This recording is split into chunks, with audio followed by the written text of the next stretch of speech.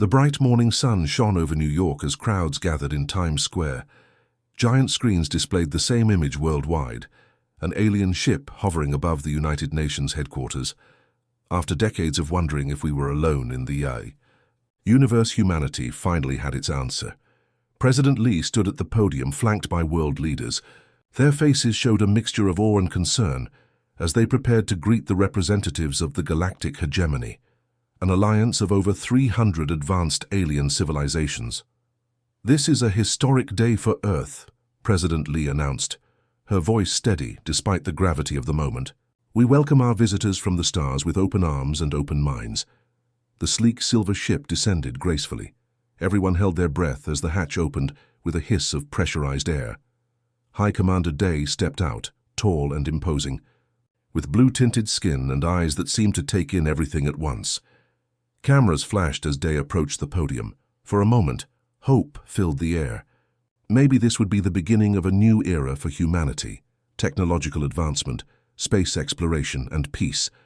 That hope lasted exactly 7 minutes. "People of Earth," Day began, his translator converting his clicks and whistles into crisp English. "The Galactic Hegemony has watched your development for centuries. We've observed your wars, your environmental destruction, and your technological fumbling." President Lee's smile faltered as Day continued. "Frankly, we're disappointed. Your species has barely evolved beyond throwing rocks. Your technology is primitive, your government's inefficient, and your military capabilities—" He paused, making a sound that his translator converted to laughter. "Let's just say we find them laughable." A murmur ran through the crowd. On the sidelines, General Park, head of the United Nations Defense Force, clenched his jaw. "The hegemony offers you protection and guidance," Day continued. "Earth will join us as a protectorate planet. You will provide resources and labor in exchange for our benevolent oversight. This is a generous offer considering your current state." "President," Lee stepped forward. "Commander Day, we appreciate your offer, but Earth is a sovereign planet. We would need time to discuss such an arrangement among our nations." Day's expression shifted to something resembling amusement. "Discuss all you want. The outcome is inevitable. You have 1 Earth month to prepare for integration." He glanced around at the crowd, at the buildings, at Earth's blue sky.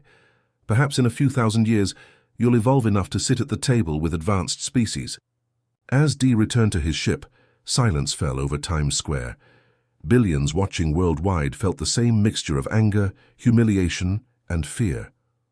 That evening, in a secure bunker beneath Washington, D.C., President Lee met with world leaders, top scientists, and military commanders. "They think we're primitive," she said, her earlier diplomatic smile replaced by determination. "They've underestimated us." Professor Jin, a quantum physicist, spoke up. "Their technology is advanced but not magical. I observed their ship's energy signatures. With the right resources and minds working together, we could understand it." "General," Park nodded. "They scanned our military bases but ignored our underwater facilities and newer stealth technology. Their arrogance blinds them." President Lee looked around the room at faces from nations that had been enemies just days before. "Then we let them believe we're primitive. We'll act submissive, even docile. Meanwhile, we prepare." "Young engineer." Hyun stood up. "My team can design systems to secretly gather data from their technology. If they think we're too stupid to understand it, they won't guard it carefully."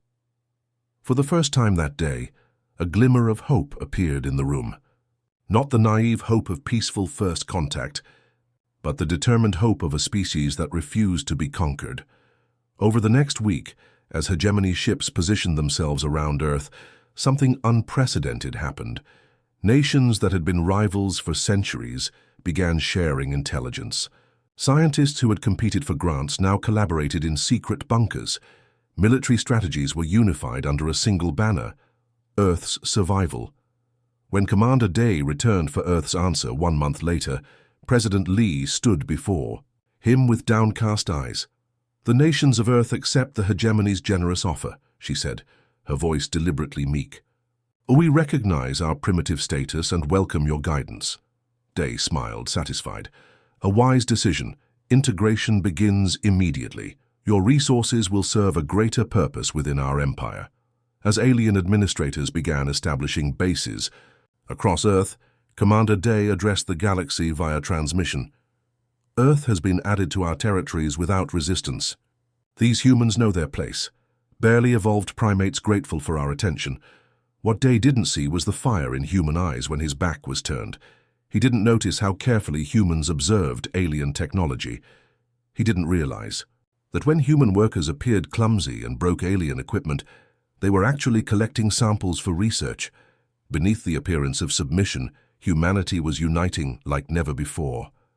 In hidden facilities deep in ocean trenches and inside mountains, Earth was preparing to show the galaxy exactly what barely evolved primates could do. Commander Day had made a critical mistake. He had given humanity something it had never had before, a common enemy. And humans, when backed into a corner, have always been at their most dangerous. Part 2. Silent Preparation. 3 years passed under the watchful eyes of the galactic hegemony. To any alien observer, Earth appeared to have accepted its place. As a lowly protectorate, humans worked in the mines extracting rare minerals for the hegemony. They bowed their heads when alien administrators passed by. They lived under curfews and travel restrictions without visible protest. Governor Day, promoted after his successful pacification of Earth, often boasted to his superiors about how easily humans had been controlled. "They're like docile herd animals," he would say during his reports. "Give them basic entertainment and food, and they forget they ever had freedom." But beneath this facade of submission, a different reality was taking shape. In an abandoned salt mine 2 kilometers beneath the North Korean peninsula, Dr. Han wiped sweat from her brow as she studied the alien power core. The core had been accidentally damaged by a clumsy human worker at a hegemony outpost in Seoul. The worker had been severely punished, but not before the core had been smuggled out in pieces, hidden in waste containers. "Pass me the scanner," Dr. Han said to her assistant. The underground lab hummed with activity as scientists from 37 nations worked side by side. Old conflicts had been set aside in the face of a common threat. "The energy signature is unlike anything we've theorized before," she muttered, making notes on her tablet. "But it's not magic, it's science we haven't understood yet. 6 months earlier, they couldn't even power the core. Now they were beginning to unravel its secrets. Similar breakthroughs were happening in hidden labs across the planet. In underwater facilities beneath the Indian Ocean, scientists were reverse engineering alien communication systems. In caverns under the Amazon rainforest, engineers were adapting alien metals and polymers to build Earth's first starships. Meanwhile, in a remote mountain range in Mongolia, General Kim watched as soldiers from former enemy nations trained together. They moved silently through an obstacle course designed to mimic alien outposts. Their weapons were strange hybrids, human designs incorporating scavenged alien technology. "Again," he ordered, as a team failed to disable the mock sensors. "The actual hegemony sensors won't be as forgiving." The squad nodded and reset their positions. No complaints, no excuses, everyone understood the stakes. General Kim remembered the day 3 years ago when Commander Day had laughed at Earth's military capabilities. That laugh echoed in his mind during every training session, pushing him to prove the alien wrong. In orbit, hegemony ships patrolled Earth lazily. Their crew members often complained about being assigned to what they called the monkey planet. It was considered a boring post. No resistance, no excitement, just watching primitive humans scurry about their simple lives. The aliens had grown complacent. They'd reduced their fleet around Earth from 30 ships to just 7. Why waste resources guarding creatures who barely understood space travel? This complacency extended to their security. When maintenance was needed on their quantum communications array, they would use human workers for the simple tasks, carrying tools, cleaning, basic assembly. The aliens didn't bother to check the workers thoroughly. After all, what could a primitive human possibly understand about such advanced technology? This was their critical mistake. Each human worker was carefully chosen, engineers and scientists disguised as simple laborers. They would memorize every detail they saw and report back. Tiny cameras hidden in buttons or fingernails would capture images of alien technology. Sometimes they would purposely work slowly, forcing the aliens to demonstrate the correct technique, revealing more about how their technology functioned. In a hidden facility beneath Tokyo, Dr. Han connected the final piece of their prototype. For 3 years, her international team had been piecing together the puzzle of alien FTL, faster-than-light travel. Tonight would be their first test. "If this works," she told her team, "we've overcome the biggest advantage the hegemony has over us." She activated the sequence. The prototype hummed, vibrated, and for a moment, everyone held their breath. Then, a small metal sphere in the test chamber disappeared and reappeared 2 meters away. The team erupted in cheers, quickly muffled. Even here, they maintained their habit of secrecy. That same night in Washington, D.C., President Lee met with her Global Security Council in a room swept for alien surveillance devices. "Where do we stand?" she asked. Admiral Cho reported first. "The first fleet is nearly complete. 6 ships built with hybrid technology, hidden in the Mariana Trench facility." "Weapons systems?" asked President Lee. "Our missiles can now penetrate their shields," replied General Kim. "We've adapted their own energy signatures against them. The Special Forces units are ready, trained to operate in both Earth and alien gravity environments." Dr. Han spoke next via secure channel. "The FTL prototype was successful. We can begin installing the drives in our ships. More importantly, we've developed technology that can disrupt their communications. When we strike, they won't be able to call for help." President Lee nodded, taking in the information. "And the other protectorate worlds?" "We've established secret communications with resistance groups on 7 planets," replied the intelligence director. "They're watching. If we succeed, they'll follow." The president looked at the globe on her desk, a world that outwardly appeared conquered, but was secretly preparing to fight back. The hegemony still mocked Earth in their official reports, referring to humans as barely intelligent servants and the galaxy's newest pets. "Let them mock us," President Lee said quietly. "Their laughter will soon stick in their throats." Outside, alien patrol ships drifted lazily across the night sky, their crews bored and inattentive, never suspecting that beneath the oceans, mountains, and deserts of this primitive world, a revolution was about to be born. Part 3. The First. Strike. The announcement came without warning on a Tuesday morning.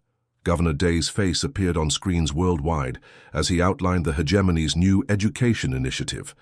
"To properly civilize your species," he explained with the condescending smile humans had grown to hate, "we will establish special education centers. All human children between ages 5 and 15 will be relocated to these facilities, away from the backward influence of their parents," he continued, seemingly oblivious to the horror spreading across faces worldwide. "This separation is necessary. Your primitive beliefs and emotional attachments only hold back your development. The first relocations begin next month." When the broadcast ended, parents held their children tighter. In homes across the planet, fear turned to anger, and anger to resolve. The time for waiting was over. President Lee convened an emergency meeting in the underground command center beneath the ruins of the old United Nations building. "We're not ready," Admiral Cho warned. "The fleet is at 80% capacity. We planned for another 3 months of preparation." General Kim disagreed. "If we wait until they take our children, we'll be fighting with broken spirits. Better to strike now with rage in our hearts." Dr. Han's hologram flickered as she joined from the Mariana Trench facility. "The communication disruptors are functional, not perfect, but they'll work. The stealth technology has been tested against their scanners. They can't see what they don't believe exists." President Lee looked at the faces around her. Scientists, soldiers, leaders, all united by a common purpose. "They've finally crossed the line," she said quietly. "Launch Operation Silent Thunder tonight." 12 hours later, as midnight swept across the Pacific Ocean, 6 unmarked ships rose silently from the waters. Their hulls were unlike anything built on Earth before, a hybrid of human design and reverse-engineered alien technology. They gave off no heat signature, no radiation that hegemony sensors were calibrated to detect. Aboard the lead ship, Captain Jun adjusted his harness. The bridge crew worked with practiced precision, their movements economical and tense. They all knew that history pivoted on this moment. Approaching orbital insertion point, the navigation officer reported, "No reaction from hegemony patrols." "Captain," Jun nodded. "Maintain stealth approach. Prepare communication disruptors." On screens around the bridge, the 7 hegemony ships patrolling Earth's orbit appeared as glowing targets. At the center of their formation hung the massive communications hub, the critical link between Earth and the hegemony's empire. "Remember," Jun reminded his crew, "disable, don't destroy. We need that hub intact." The Earth fleet split into formation. 2 ships approached the communications hub, while the others moved to intercept positions around the patrol vessels. In the hegemony's command ship, an alarm suddenly blared. "What is that?" demanded the alien captain. "Unknown, sir," replied his sensor officer. "I'm detecting that's impossible human ships." "Primitive trash," the captain growled. "Shoot them down immediately." But before he could give the order, his ship's systems began failing. Lights flickered, weapons went offline, communications died. Across all 7 hegemony vessels, the same pattern unfolded. The aliens struggled to understand what was happening, as human ships suddenly appeared on their sensors, impossibly close.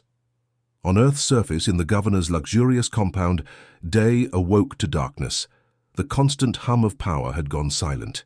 His personal guards were nowhere to be seen. Instead, 6 figures in black combat gear stood around his bed, weapons trained on his chest. "What is the meaning of this?" he demanded, reaching for his emergency beacon. It was gone. "Governor Day," said a calm voice behind a tactical mask, "you are now in custody of the Earth Defense Force. Please don't resist." Meanwhile, in orbit, Captain Jun's voice came through on the fleet channel. "Communications hub secured. Disruptors functioning at 97% efficiency. No signals are getting in or out of Earth's system. In command centers around the world." Cheers erupted. Phase 1 had succeeded beyond expectations. The hegemony forces on Earth were cut off from their empire, unable to call for help. By dawn, the situation had fundamentally changed. All 7 hegemony ships had been captured, intact, their crews detained. Every major alien administrative center on Earth was surrounded by human forces. Most had surrendered without firing a shot, too shocked by the suddenness of the attack and the inexplicable failure of their technology. At noon, President Lee addressed the world from the same podium where, 4 years earlier, Governor Day had called humans barely evolved primates. "People of Earth," she began, her voice steady and clear, "for 4 years we have endured humiliation. We have been mocked, exploited, and treated as lesser beings. Today that ends." Behind her stood General Kim, Admiral Cho, and Dr. Han, symbols of Earth's unified resistance. The aliens who thought us primitive now sit in cells built with technology they believed we couldn't possibly understand. Their ships, which they thought beyond our comprehension, are now part of Earth's defense fleet. She paused, looking directly into the camera. "To any humans still in hegemony work camps, hold on. We're coming for you. To any other subjugated species watching this broadcast on channels we've opened across the galaxy, take heart. If Earth can break free, so can you." In his detention cell, Governor Day watched the broadcast with disbelief. "How?" he whispered. "How did primitive apes accomplish this?" The guard outside his cell, one of the docile humans who had served him tea for years, smiled coldly. "You should have paid more attention to what we were capable of instead of what you thought we were." As night fell again, humanity celebrated its first victory. But everyone knew this was just the beginning. The hegemony would send more ships once they realized communication had been lost. Earth had landed the first blow, but the real fight for freedom was just beginning. In Dr. Han's laboratory, technicians prepared the captured ships for analysis. In training centers worldwide, soldiers practiced with newly acquired alien weapons. And in orbit, Earth's small but growing fleet prepared for the inevitable counterattack. The silent preparation was over. Now the galaxy would learn just how dangerous primitive apes could be when fighting for their home. Part 4. The Galactic Stage. 30 days after Earth's surprise attack, The tension in the global command center was thick enough to cut with a knife. Military and civilian leaders from around the world gathered around the holographic display, showing deep space readings. Everyone knew what was coming. "Contact," announced the sensor officer, her voice steady despite the gravity of the moment. "Multiple hegemony vessels entering the solar system. Current count, 73 ships and climbing." Admiral Cho nodded grimly. "Right on schedule. They've finally realized their Earth forces aren't just experiencing technical difficulties on J." The main screen, former Governor Day sat in his detention cell. After weeks of isolation, his arrogance had cracked, revealing something humans hadn't expected to see in their tormentor: fear. "You don't understand what you've done," he told President Lee during his latest interrogation. "The hegemony has crushed rebellions on 100 worlds. They'll turn your oceans to steam and your cities to ash." Perhaps the president had replied calmly. "But they've never faced humans before. Now, as the hegemony's punishment fleet approached Mars orbit, the time for Earth's next move had arrived." Dr. Han rushed into the command center, tablet in hand. "The broadcast system is ready. We can transmit on all hegemony channels simultaneously." President Lee nodded. "Do it." Throughout the galaxy, on thousands of worlds under hegemony control, regular broadcasts suddenly interrupted. The symbol of Earth, a blue marble against the blackness of space, appeared on screens built for alien eyes. "People of the galaxy," began President Lee, her words translated into every major language of the hegemony. "I am the leader of Earth, a planet the hegemony claimed was primitive and unworthy of respect." The broadcast switched to carefully selected footage: hegemony officers beating human workers, alien administrators laughing as they demolished historical monuments, Governor Day explaining his plan to separate children from their families. "For 4 years, we endured this treatment. We were called animals, treated as slaves, and told we should be grateful. Today we reveal the truth the hegemony tried to hide. No species is inherently superior to another." The broadcast showed the captured hegemony ships, the detained officers, and most importantly, the new Earth fleet rising from hidden bases around the planet. Over 30 vessels built with hybrid technology. "To all worlds suffering under hegemony control, you are not alone. Earth stands with you. Today we fight not just for our freedom, but for a new kind of galaxy, one where all species have a voice." As the broadcast continued, Earth's fleet took up defensive positions. Thanks to Dr. Han's breakthroughs, they had an advantage the hegemony couldn't anticipate. Their ships were faster, more maneuverable, and armed with weapons the aliens had never faced before. On the hegemony command ship, High General Voss watched the Earth broadcast with mounting rage. "Silence that transmission," he ordered. "Prepare all weapons. These primitive apes need to be taught their place once and for all." But across his ship, officers were whispering. The humans had managed what no other species had done in centuries.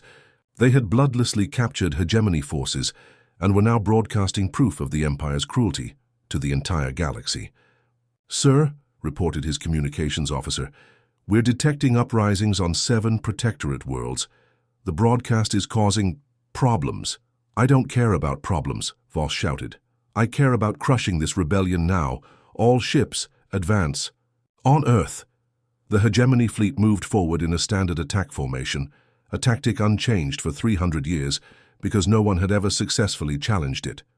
Captain Jun watched from the bridge of Earth's flagship, the Defiance. Beside him stood General Kim, observing the approaching enemy with calm intensity. "They're using the same formation they've used since the Orion Wars," Kim noted. "Exactly as our intelligence suggested. No innovation, no adaptation." Jun nodded. "That's what happens when you believe you're unbeatable. You stop evolving." He turned to his crew. "All ships execute Operation Hornet's Nest." The Earth fleet suddenly split into 12 smaller squadrons, each moving at speeds the hegemony ships couldn't match. Instead of forming a defensive line, as expected, they darted between the larger alien vessels, targeting specific systems with surgical precision. "They're not trying to destroy our ships," realized Voss, as reports flooded in. "They're disabling engines, weapons, and communications." "What kind of battle strategy is this?" A junior officer, braver than most, spoke up. It's called minimizing casualties, sir, something we stopped considering centuries ago. The battle lasted 6 hours.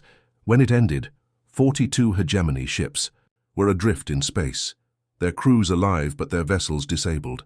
Another 17 had retreated, and 14 had surrendered intact. Earth had lost only 7 ships, with most crews rescued. It was an outcome no one in the galaxy had predicted, except humanity.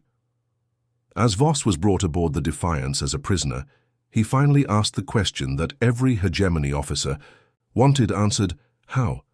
How did primitive apes defeat the most powerful fleet in the galaxy? Captain Jun smiled thinly. Because you told us we couldn't. Every time you called us primitive, we worked harder. Every time you mocked our capabilities, we became more determined. You gave us the greatest gift an adversary can offer. You underestimated us. In the following days, the consequences of Earth's victory spread across the stars. On 23 worlds, oppressed species rose up against their hegemony overlords. The broadcasts from Earth continued, sharing technological specifications and tactical advice with other rebellious planets. The hegemony, for the first time in 800 years, faced a true crisis. Their myth of invincibility had been shattered. In the global command center on Earth, President Lee watched the galaxy map as more and more systems declared independence from the hegemony. "What now?" asked Admiral Cho. "We've won our freedom, but the galaxy is descending into chaos." The president looked at the former Governor Day, who had been brought to witness the defeat of his empire. "Now comes the hard part," she said. "Winning. The peace. Day, your people have ruled through fear for centuries. We intend to try something different." "What?" he asked, genuine curiosity breaking through his defeated expression. President Lee's answer was simple but revolutionary. Cooperation. Part 5. A New Galactic Order. 10 years had passed since the Battle of Earth. The old United Nations Plaza in Geneva had been rebuilt, but with a striking difference: a massive dome of transparent material that seemed to change colors with the shifting sunlight. Within this dome sat representatives from over 200 worlds, each with their own environmental needs catered to by advanced technology. Today was the 10th anniversary of the Galactic Concordat, and the chamber buzzed with anticipation. At the center of the dome stood a simple circular table. Unlike the old hegemony council chambers, there was no elevated platform for the powerful. Here, all species sat at the same level. President Yoon, Earth's third leader since the rebellion, walked to the speaker's position. Though new to her role, she carried herself with quiet confidence. Behind her stood Admiral Cho, now with silver hair but the same sharp eyes, and Dr. Han, whose technological breakthroughs had changed the course of galactic history. 10 years ago, President Yoon began, her voice carrying to all corners of the chamber through translation devices. Many believed this day would never come. The hegemony had ruled for 8 centuries. Their empire seemed eternal, their power absolute. Across the chamber, various species listened, some with tentacles, some with compound eyes, some with sensory organs humans couldn't even comprehend. Yet they all understood the significance of this gathering. But the hegemony made a fatal mistake, she continued. They believed technological advancement was the only measure of a civilization's worth. They forgot that courage, creativity, and cooperation are equally powerful forces. In the front row sat a now familiar blue-skinned figure, former Governor Day. His official title was now Ambassador, representing his people in this new galactic order. The years had changed him profoundly. After witnessing Earth's victory, and more importantly, Earth's mercy, he had become an unexpected bridge between his species and humanity. "When we defeated the hegemony fleet," President Yoon said, "we faced a choice that would define us. We could have destroyed their remaining ships. We could have occupied their homeworlds. We could have become the very thing we fought against." She paused, letting the words sink in. "Instead, we chose a different path." On screens around the chamber, images appeared showing the aftermath of Earth's victory. Human medical teams treating injured alien soldiers. Earth engineers helping rebuild damaged hegemony infrastructure. The first meeting of the Concordat, where former enemies sat down to discuss peace terms as equals. "We recognized a fundamental truth," the president continued. Diversity isn't a weakness to be overcome, it's a strength to be embraced. Each species brings unique perspectives and abilities to our shared galaxy. Ambassador Day nodded slightly. He had been among the first to understand this new philosophy. After his capture, he had expected execution or lifelong imprisonment. Instead, humans had shown him respect and eventually, after years of work, trust. It had transformed him from a conquered enemy to a genuine ally.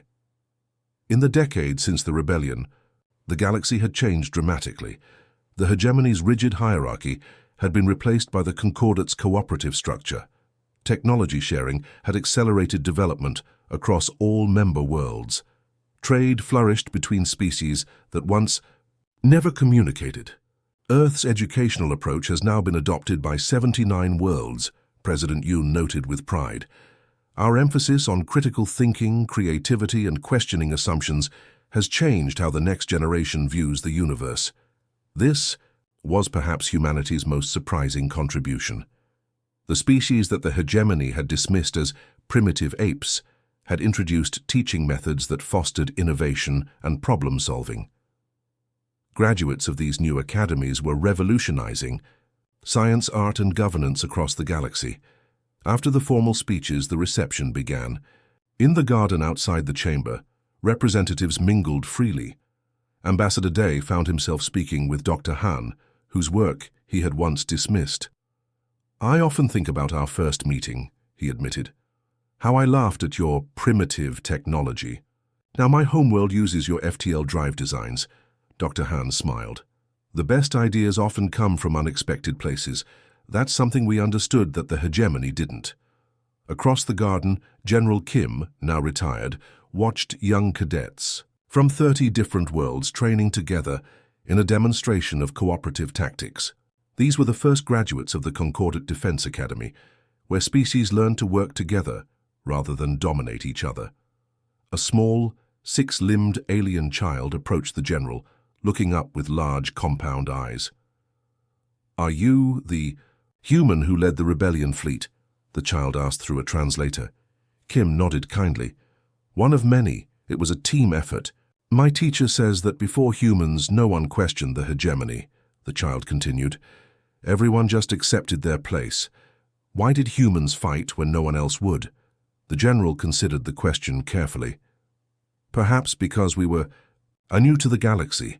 We hadn't been taught what was impossible, so we didn't know what we couldn't do." As evening fell, the Earth symbol, a blue sphere with the concordate stars surrounding it, was projected above the dome. It rotated slowly, visible for miles around, a reminder of how much had changed. President Yoon found herself standing next to a young human diplomat who had just returned from a distant sector. "Do you think it will last?" the young woman asked, quietly. "This peace we've built?" The president gazed at the gathering. Former enemies, now colleagues, species that once fought, now collaborating on shared challenges. "Nothing lasts forever," she replied honestly. "But we've created something remarkable, not through conquest or fear, but through respect and cooperation. The old hegemony lasted 800 years through force. Let's see how long we can last. Through friendship." In the night sky above Geneva, ships from 100 worlds moved in careful harmony, their lights tracing patterns against the darkness. They were no longer divided into conquered and conqueror, primitive and advanced. Under the Concordate, they were simply neighbors in a vast and wonder-filled galaxy. And at the center of it all was Earth, the planet that had been mocked and dismissed, the homeworld of a species that refused to accept the limitations others placed upon them. A world that had taught the galaxy its most important lesson: never underestimate those you believe beneath you, for they may rise to heights you never imagined possible.